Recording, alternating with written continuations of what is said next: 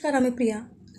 বাংলার বর্তমান পরিস্থিতি দেখে সত্যি খুব অবাক লাগছে এবং সাথে নিজেকে খুব অসহায় লাগছে যে অপরাধীরা দিনের পর দিন অপরাধ করে যাবে, আর একদল অপরাধের শাস্তি চাই বলে রাস্তায় নামবে, আরেক দল মানে তাকে বিরোধ করার জন্য রাস্তায় নামবে। এভাবে এমনভাবে ধস্তাধস্তিতে কোথাও না কোথাও আসল যে অপরাধী তারা বেঁচে যায়। তো আজকে আমার এই ভিডিওর মাধ্যমে আমি কিছু সঠিক এবং কিছু বার্তা দিতে চাই। তার আগেই আমি বলে রাখছি, আমি কোনো পার্টির সাপোর্টার নই। আবারও বলছি, আমি সত্যির পথে।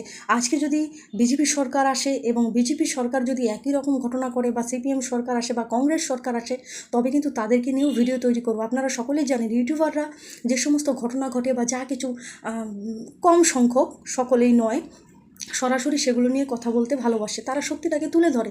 কারণ আজকাল বিভিন্ন মিডিয়া বিভিন্ন পার্টির হয়ে গেছে এবং সঠিক ঘটনাগুলিকে কোথাও না কোথাও আড়াল করার চেষ্টা করে।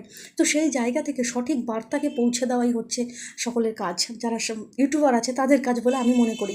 কারণ তাদেরকেই একমাত্র কেনা যায় না, তাদেরকেই একমাত্র ধমকানি চমকানি দিয়ে চুপ করানো যায় না, আর পার্টির ট্যাগ লাগানো যায় না। কিন্তু যদিও বিরোধীরা মানে শাসক পার্টিরা সবসময় চেষ্টা করেন যে আমার বিরোধ, শাসকের বিরুদ্ধেই তো লোকে আঙুল তুলবে। আপনি ভুল করেছেন, আপনি দায়িত্বে আছেন, আপনি ভুল করেছেন, আপনাকেই তো বলবো। যে দায়িত্বে নেই আমি তাকে কেন বলতে যাব? আজকে অন্য লোক দায়িত্বে থাকলে সে যদি ভুল করে তখন তাকে নিয়ে বলবো। তাই কোনো রকম পলিটিক্যাল রং লাগাবেন না। এবার আসি আসল কথায়।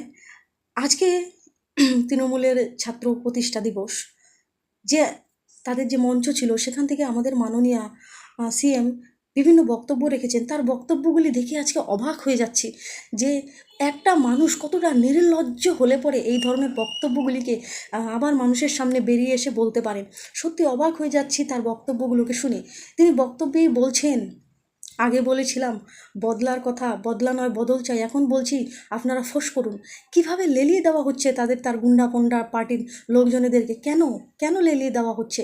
আরে ফোঁস কি আর করবে? তারা ফোঁসও নয়, তারা ছোবলও নয়, তারা ছিঁড়ে ছিঁড়ে খাচ্ছে। এতটা দুর্নীতিগ্রস্ত হয়ে গেছে এই পার্টি এবং এই প্রশাসন যে তারা ছিঁড়ে ছিঁড়ে খাচ্ছে, কিন্তু তাদের বিরুদ্ধে কিছু বলা যাবে না। আমরা গতকালকে দেখেছি যে ছাত্র আন্দোলনের ডাক দিয়েছিল আরজি করের ঘটনাটির বিরুদ্ধে। সেখানে পুলিশের ভূমিকা দেখুন। পুলিশ, আমি আগেও বলেছি, বারবার বলি, পুলিশ চাইলে পরে মাটির নিচ থেকে অপরাধীকে খুঁজে আনতে পারে, আকাশ পাতাল সব কিছু থেকে। কিন্তু সেদিনের ঘটনায় পুলিশ কিছুই করেনি, শুধুমাত্র প্রমাণ লোপাট করা ছাড়া আর কোনো কাজই করেনি পুলিশ। সেটাই বোঝা যাচ্ছে। 4 দিন 5 দিন পর সিবিআইকে দিয়েছে। আমরা তো সিবিআই করে পাগল হয়ে গিয়েছি, কিন্তু সিবিআই কি পাবে সব যদি শেষ করে ফেলে? আমরা দেখেছি তো সেখানে কিভাবে বডিকে বেআইনিভাবে পোস্টমর্টম করা হয়েছে, বেআইনিভাবে পুড়িয়ে ফেলা হয়েছে, বেআইনিভাবে সব কিছু তদন্ত করা হয়েছে। তো সেখানে আর তো কিছু পাওয়ার আশা থাকে না। যাও টুকিটাকি থাকে সেগুলোকেও ডিফেন্স করার জন্য প্রশাসন রেডি হয়ে আছে। তো এটা হলো আরজি করের ঘটনার তদন্তের মূল মানে চক্র সেখানেই চলছে। আর তার উল্টো দিকে ঘটছে যে আন্দোলন হলো, ছাত্ররা যে আন্দোলন করলো সেটাকে বলা হচ্ছে বিরোধীদের চক্রান্ত। বিরোধীরা চক্রান্ত করছে, এগুলো বিরোধীদের চক্রান্ত। তারা গুন্ডা এনেছে, গুন্ডা বাহিনী, তাদের গুন্ডা বাহিনী। আমরা ক্যামেরায় দেখেছি কারা আন্দোলন করছে। আমরা মিডিয়ার দৌলতে, হ্যাঁ, একটি চ্যানেল নয়, বিভিন্ন চ্যানেল থেকেই দেখবেন, আপনার বিভিন্ন অ্যাঙ্গেল থেকে দেখতে পাবেন ঘটনাগুলিকে, যে কিভাবে মানে এই আন্দোলনটি হয়েছে। এবং পুলিশ মানে একটি জঙ্গি টেররিস্ট যারা থাকে তাদেরকে আটকানোর জন্য, গুন্ডা বাহিনীকে আটকানোর জন্য, যারা লাঠি দা খন্তা বোমা নিয়ে আসে তাদেরকে আটকানোর জন্য যে সমস্ত পদক্ষেপগুলি মানে পুলিশের নেওয়া উচিত, সেই পদক্ষেপগুলি পুলিশ এই ছাত্রদেরকে আটকানোর জন্য নিয়েছে। সত্যি অবাক লাগছে, সত্যি অবাক লাগছে। আর আজকে সিএম মঞ্চে দাঁড়িয়ে বলছে তারা তো ছাত্রই নয়, তারা গুন্ডা, তারা গুন্ডা। আর তার মঞ্চে আজকে যারা বসে আছে সেই অর্ধবয়স্ক লোকজনেরা এবং নিচে যারা কিছু অর্ধবয়স্ক মহিলা, অর্ধবয়স্ক লোকজনেরা রয়েছে, ছাত্রর কোনো নামগন্ধই নেই। তারা বলছে ছাত্ররা নাকি তাদের পাশে আছে, এরা নাকি ছাত্র। আমাদেরকে এটাও মেনে নিতে হবে যে কালকের আন্দোলনে যারা ছিল তারা ছাত্র নয়, কিন্তু আজকে তাদের সাথে এই পলিটিক্যাল পার্টিতে যারা বসে রয়েছে, যেসব স্বার্থবাজ এবং নির্লজ্জ বেহায়া মানুষগুলো বসে রয়েছে, তারা ছাত্র। এটা আমাদেরকে মানতে হবে। সত্যি মানে একটা হাস্যকর বিষয়। তার উপর তিনি সরাসরি যেভাবে হুমকি দিচ্ছেন, ফোঁস ফোঁস ফোঁস করুন। তারপর তিনি বলছেন যে, আরও কি বলছেন যে কীভাবে ডাক্তারদেরকে হুমকি দিচ্ছেন সরাসরি যে এবার তো জয়েন করুন। মানে তিনি বলতে চাচ্ছেন যবে বিচার হবে হবে কোর্টের কাছে, সিবিআইয়ের কাছে, সব কিছু। এবার আপনারা কাজে নামুন, আমার কাছে কোর্টের পাওয়ার আছে, কোর্ট বলেছে যে আমি কিন্তু তা আপনাদের বিরুদ্ধে কড়া পদক্ষেপ নিতে পারি। আমি সেটা চাই না, আপনাদের কেরিয়ার নষ্ট হয়ে যেতে পারে। আমরা মানবতাবাদ মানে আছি, আমাদের মধ্যে মানবতাবাদ বলে কিছু আছে, সেই কারণে আমরা সেটা চাই না। কিন্তু তিনি ইশারায়, ইঙ্গিতে এবং মিষ্টি ভাষা, মিষ্টি তো তার কথা কখনোই নয়, এটা বলাই চলে না, ঠিক, এটা ক্যান্সেল, এটা বলা বলা আমার অপরাধ। তিনি যে কুৎসিত ভাষায় এবং কুৎসিত ইঙ্গিতে বলে দিলেন যে এবার আপনারা জয়েন করুন, নয়তো আমরা এবার পদক্ষেপ নেব, সেখানেই বোঝা যাচ্ছে যে তার কত নিচু মানসিকতা। তিনি চাইছেন যে সবাই আবার স্বাভাবিক ছন্দে ফিরে আসুন, আর এই ঘটনাটি আবার আগের মতো অন্য কোনো ঘটনার মতো চাপা পড়ে যাক। এই ঘটনার তদন্ত কী হলো না হলো লোক আর কোনো কিছু পুছতাছই করবে না, সবাই নিজের নিজের মতো ব্যস্ত হয়ে যাক। এটা হচ্ছে বক্তব্য পিসি ভাইপোর সমস্ত বক্তব্যের মধ্যে আমরা এটাই শুনতে পেলাম।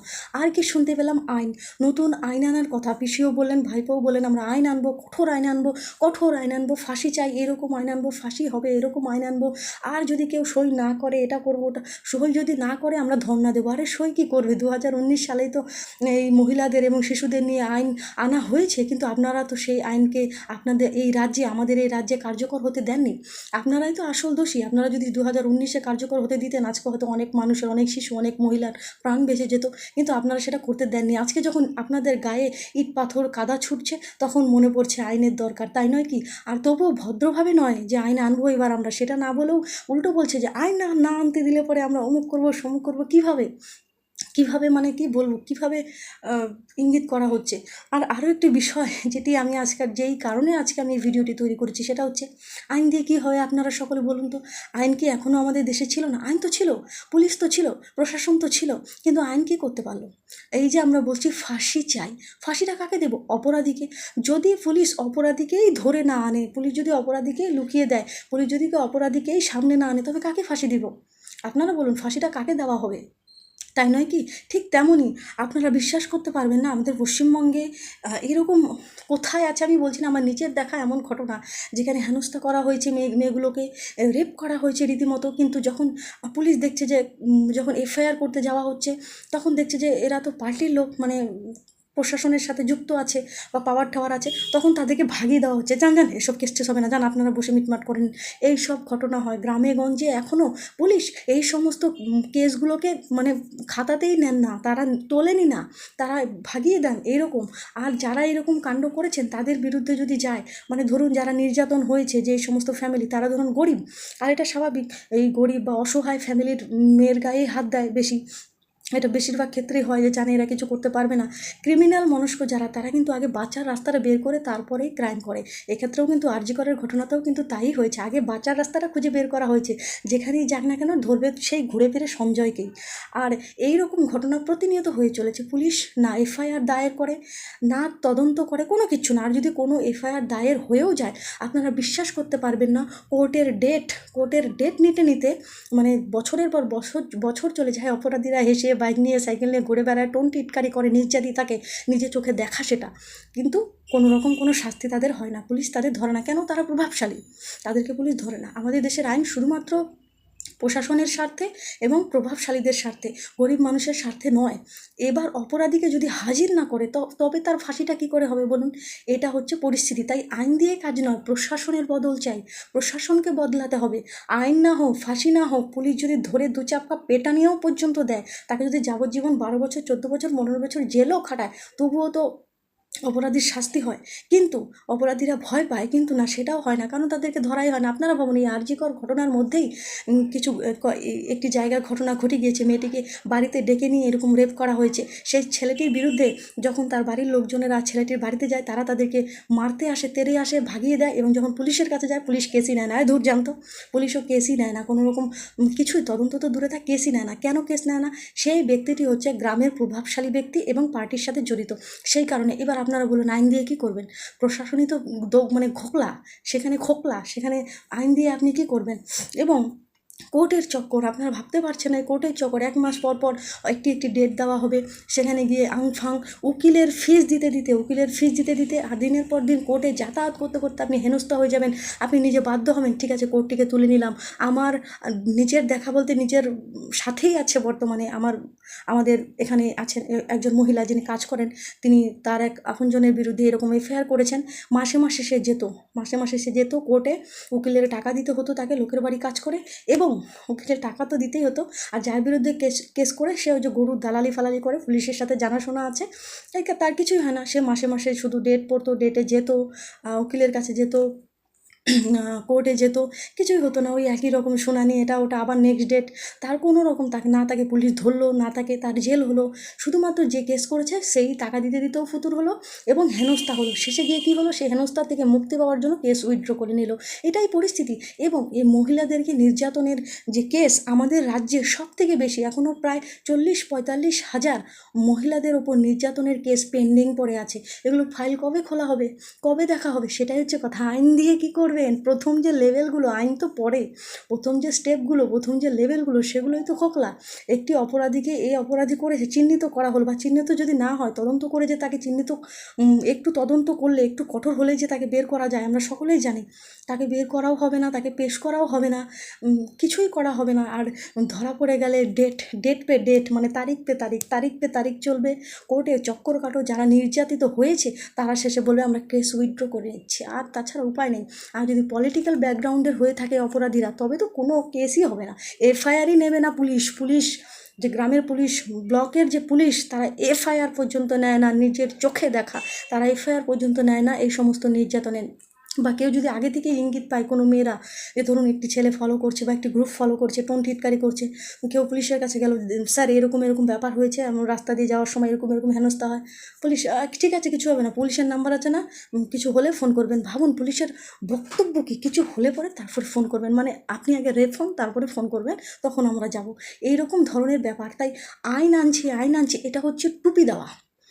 যে সমস্ত মানুষজনেরা এই আরজি করার জন্য জেগে উঠেছিল, তার মধ্যে বেশ কিছু মানুষজনকে এই আমাদের সিএম এই আইন আনবো, অমুক করবো, সমুক করবো, এর একটা বড় টুপি দিয়ে, টুপিটা বড় দেবে, ছোট দেবে না, মাথা পর্যন্ত দেবে না, এই পর্যন্ত দেবে, যাতে চোখটা পর্যন্ত ঢেকে যায়, পারলে পরে এই পর্যন্ত দেবে, মুখটাও যাতে বন্ধ হয়ে যায়। এটা হচ্ছে তাদের চালাকি, তাদের পিসি ভাইপোর এটা হচ্ছে চালাকি, এই আরজি করার ঘটনাটিকে ধামাচাপা দেওয়ার জন্য। এবার দেখবেন ডাক্তারদের এবং যারা আন্দোলন করছে, এই স্কুল ফিস্কুল সব কিছু খুলে দেওয়া হবে, সব কিছু সচল করে দেওয়া হবে। কেন? কারণ যত সব কিছু আগের মতো সিস্টেম চলতে থাকবে, তত কে মনে রাখবে বলুন? এরকম কেসের ঘটনা সবাই ভুলে যাবে, কে জিজ্ঞাসা করতে যাবে সিবিআইয়ের কাছে? আর যারা ইউটিউবার, যারা তদন্ত করছে বা যারা বিভিন্ন নিউজ থেকে জানার চেষ্টা করে, ইউটিউবে ভিডিও তৈরি করছে, আপনাদেরকে জানানোর চেষ্টা করছে, তাদের কাছে নোটিশ আসবে আইনের, যে আপনারা এরকম ভিডিও তৈরি করবেন না, নয়তো নেক্সট আপনাকে তুলে নিয়ে যাওয়া হবে, হাজতবাস করতে হবে আপনাকে। এবার বলুন আইন দিয়ে আপনারা কি করবেন? যদি সরকারি খোকলা হয়, আইন আমাদের বাঁচাতে পারবে? আইন আমাদের রক্ষা করতে পারবে? আমাদের মেয়েদেরকে আইন রক্ষা করতে পারবে না। আইন যাদের হাতে, তারাই যদি অপরাধী হয়, তবে এই আইন দিয়ে কি হবে?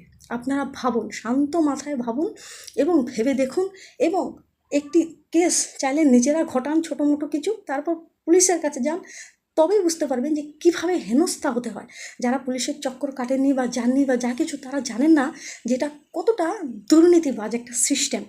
আর কি বলবো, টাকা খাওয়ার, মানে যদি জমি জায়গা নিয়ে মামলা হয়, যে নিজেদের মধ্যে জমি জায়গা নিয়ে একটা মামলার ব্যাপার আছে, বা এখানে একটা এরকম মামলা হয়ে যায়, সেই জায়গায় পুলিশ তৎক্ষণাৎ পৌঁছে যাবে। যে ন্যায্য, যে সঠিক, তার পক্ষেও যদি বিচার আসে, তার কাছ থেকে পুলিশ জমিটা পেয়েছেন, টাকা দিন। তাকে সরকার বেতন দিচ্ছে, তারপরেও কেন সে এরকম উপরি কামাইয়ের একটা ব্যবস্থা করবে আমি জানি না। তবে এটা আমি শেষে বলে রাখছি যে সব পুলিশ সমান নয়, এটুকু আমি মানি।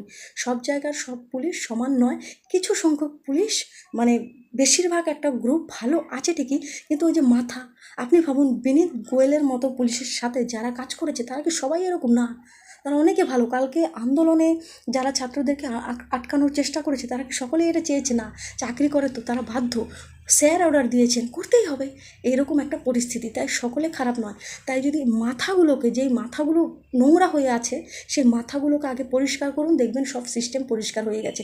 আইন ঠাইন পরে হবে, আইন দিয়ে এখন কোনো কাজ নেই। আইনের চক্করে ওই যে বললাম, টুপিটা ঠিক এই পর্যন্ত দেবে, আপনারা দেখবেন এইরকমই একটা ব্যবস্থা হতে চলেছে। তো যাই হোক, অনেক বক্তব্য রাখলাম, অনেক সত্যি কথাকে খুলে প্রকাশ করে বললাম। আপনারা এবার শান্ত মাথায় ভেবে চিন্তে দেখুন, আর ভালো থাকুন। নিজেদের রক্ষার দায়িত্ব এবার নিজেরা নিজের হাতে তুলে নিন। নিজেদেরকেও বলছি, কারো ভরসায় কখনো বাড়ির বাইরে বেরোবেন না, নিজের ভরসায় নিজে বেরোন। কারণ আমাদের জন্য কেউ নেই, না রাম নেই, না শ্যাম নেই, না যদু নেই, না মধু নেই, কেউ নেই। নিজের রক্ষা নিজেকেই করতে হবে।